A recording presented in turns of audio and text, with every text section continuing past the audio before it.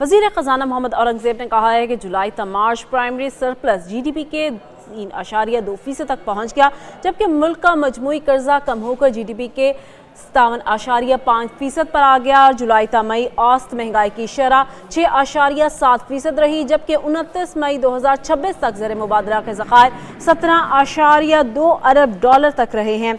और साथ ही आपको ये भी बताएं कि सालाना बुनियादों पर 49% इजाफा है। करंट अकाउंट खसारा कम होकर 252 मिलियन डॉलर रह गया है, जबकि मुल्क के पास 2.75 माह की दरामदात के लिए इम्पोर्ट कवर मौजूद है। ओवरसीज पाकिस्तानियों ने जुलाई तक मई 33.9 अरब डॉलर की रिकॉर्ड तरसीलाती ज़र भेजी हैं। मजीद डिटेल्स हासिल कर लेते हैं गुलाम मुर्तज़ा से। जी गुलाम मुर्तज़ा, बताइएगा डिटेल्स। जी बिल्कुल, वज़ीर ख़ज़ाना सेंटर मोहम्मद औरंगज़ेब ने मईशत का जो तकाबली जायज़ा पेश किया है और उसके साथ इकनॉमिक सर्वे जो है वो दिया है, तो उसमें ये बताया है कि IT बरामदात जो हैं वो इस वक्त 3.8 अरब डॉलर हैं, और जो फ्री लॉन्सर्स की सालाना दरामदी आमदन है वो तकरीबन 1 अरब डॉलर के करीब है। 959 मिलियन डॉलर बताई गई है और ये 1 अरब डॉलर से जायद हो जाएगी। इस तरह से जो रेमिटेंसेस रोशर डिजिटल अकाउंट्स के जरिए से पाकिस्तानियों ने भेजी हैं, उनका इस वक्त जो हजम है वो 12.7 अरब डॉलर है और 322 मिलियन डॉलर अप्रैल 2026 में पैसे मौसूल हुए हैं।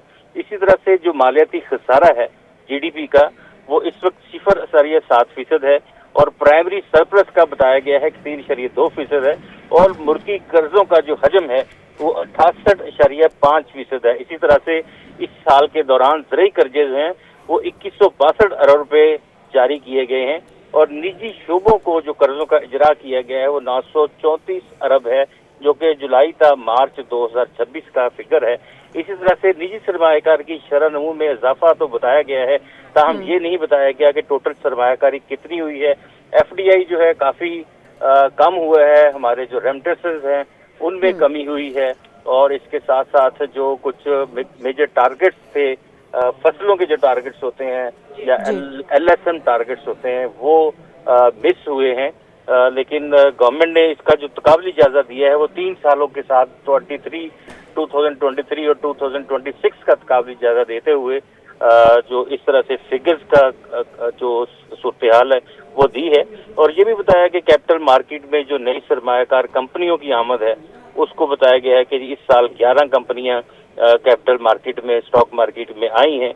इसी तरह से जो कैपिटल मार्केट में सरमायाकारों की तादाद है वो इस वक्त 5,63,000 है, जबकि ये 3 साल पहले 3,79,000 थी, तो इसमें भी इजाफा हुआ है। फार्मल सेक्टर में नई कंपनियों के अंदराज में भी तकरीबन 7,000 कंपनियां बढ़ी हैं। इसी तरह से तालीम, सेहत, आबादी, समाजी बहबूद और वफाकी और सूबाई खर्च जो है उसमें 2480 अरब रुपए खर्च किया गया है।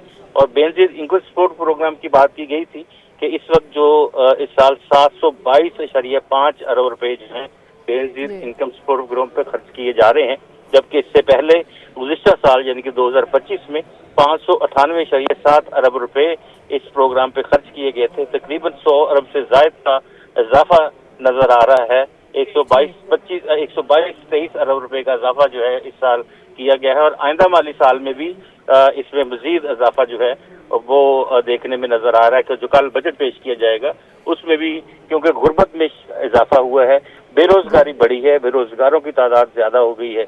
इसी तरह से बहुत सारे दीगर सेक्टर्स भी हैं, लाइफ स्टॉक सेक्टर्स हैं, उसमें भी तनज़ली आई है। इस तरह से कुछ और जो सेक्टर्स हैं जिसमें लार्ज स्केल मैन्युफैक्चरिंग है वो कम रही है।